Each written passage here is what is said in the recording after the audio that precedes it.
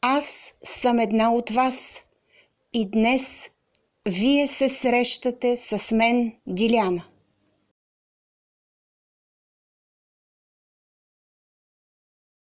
Скъпи приятели, здравейте! Днес искам да ви разкажа за нивата в отвъдното.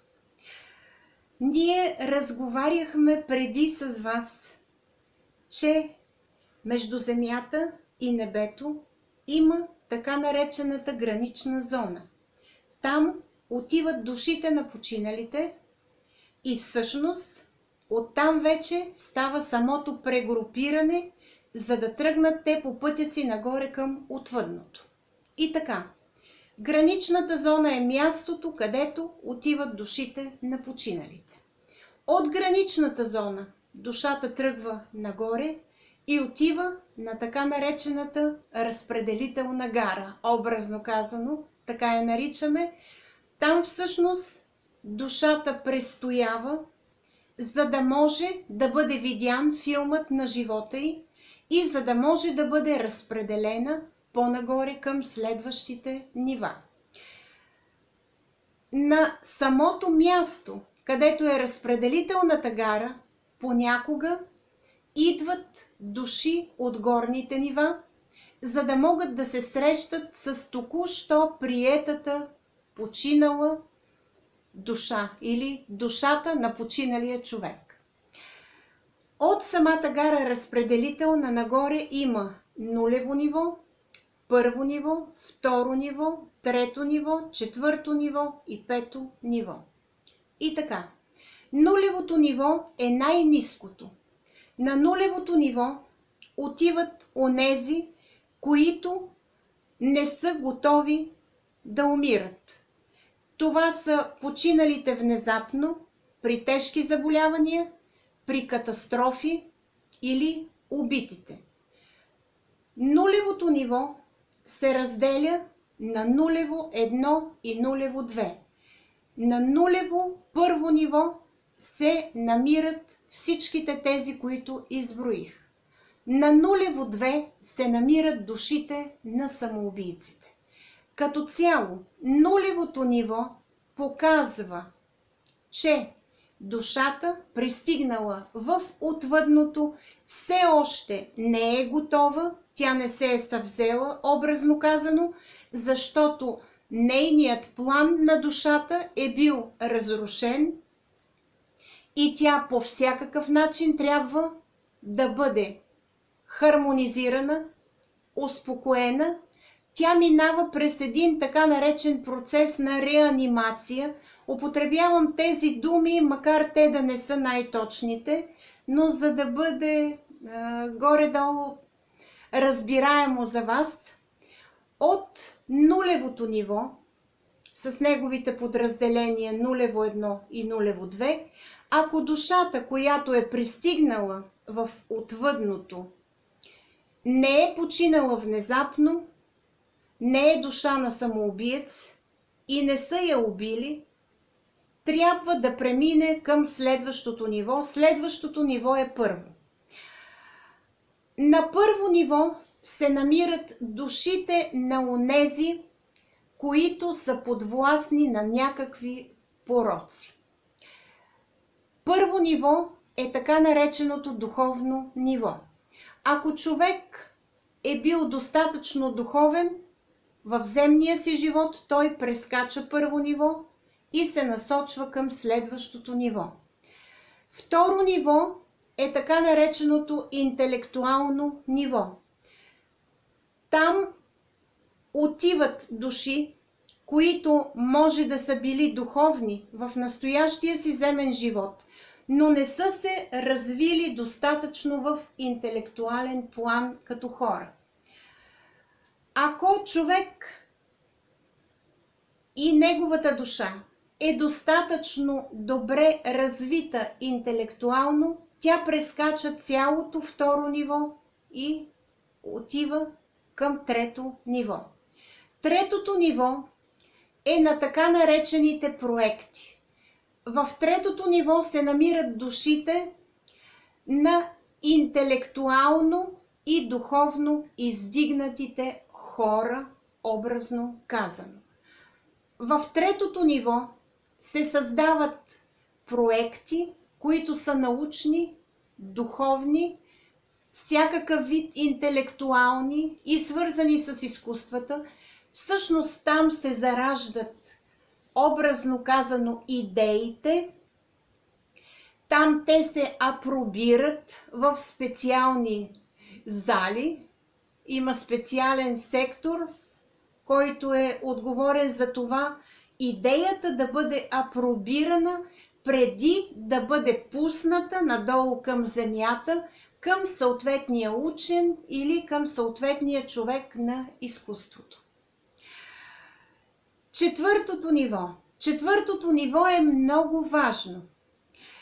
Това са така наречените записи Акаша. Или аз го наричам още главния компютър. Четвъртото ниво е важно, защото там стигат ясновидците чрез своя информационен канал. Там се съдържат всички записи за всички души, за всичките им прераждания. Четвъртото ниво, на мен ми го показаха, че изглежда като кула, т.е. записите Акаша изглеждат като кула. Аз така съм го и нарисувала в първата си книга, когато писах за нивата в отвъдното и ми бяха дадени тези две схеми. Това беше преди 20 години. Всеки, който се интересува повече, може да прочете първата ми книга. Аз съм една от вас. Там подробно съм обяснила.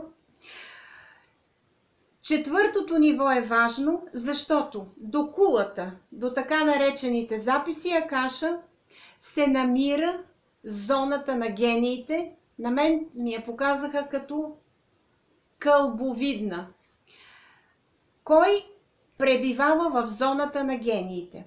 В зоната на гениите пребивават души, които са духовно и интелектуално издигнати, които са спомогнали много пъти в различни етапи от историята на човечеството да се получи напредък в наука, в техника, в духовност, в изкуство. И всъщност тези души пребивават там, за да могат да бъдат изпращани, ако се наложи, на Земята и на други планети, ако трябва бързо да се реагира. Каква е разликата между душите, пребиваващи в зоната на гениите, и останалите души?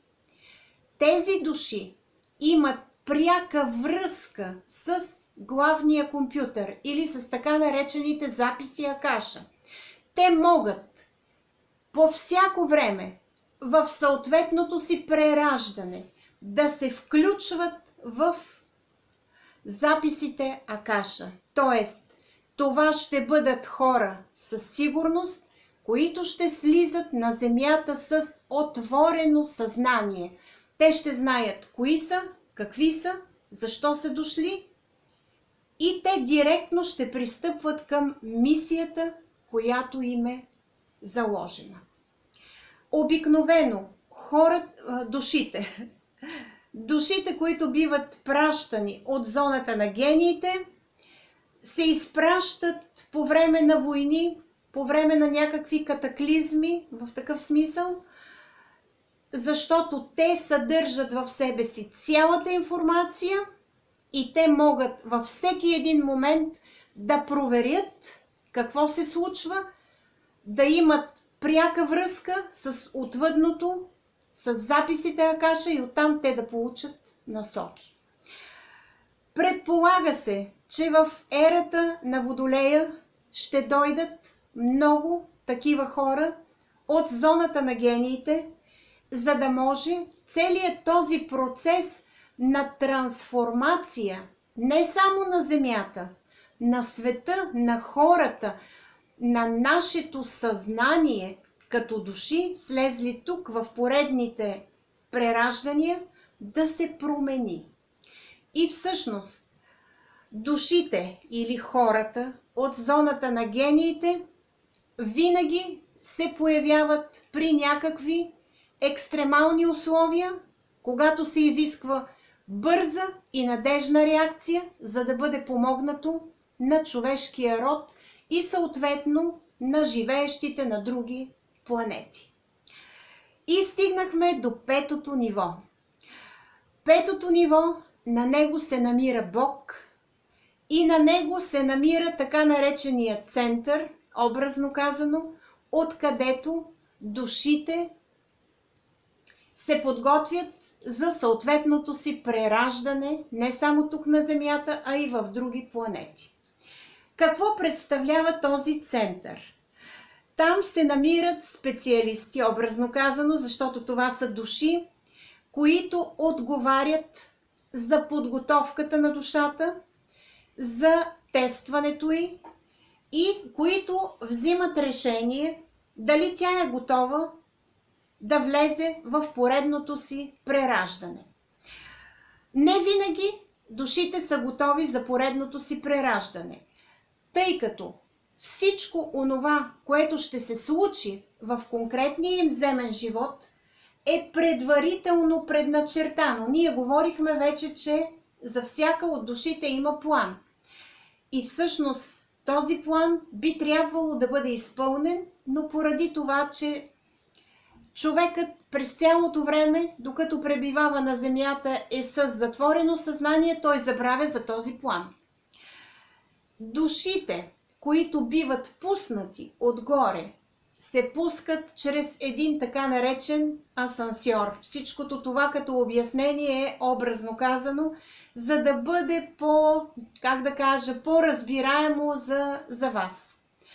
И пускайки ги отгоре, душите отиват директно към семейството, към държавата, към мястото, където те ще се родят. Какво се случва обаче след като душата е изживяла човешкия си живот на Земята и се прибере в отвъдното? Дали се спазва същата йерархия, която е била преди душата да слезе от отвъдното? Тази йерархия не се спазва. Сега ще ви обясня защо. Душите, които са от нулево ниво, от първо и от второ ниво, понякога не могат да минат през препятствията, които са им заложени на Земята. И ако един човек или една душа от интелектуалците е слязла, за да тества своята духовност, т.е. за да може да напредне по пътя на духовното, ако тя не се справи, тя се връща обратно на нулево ниво, т.е. на начално ниво. С други думи казано, всяка душа, която се намира горе в отвъдното, и не разбира се,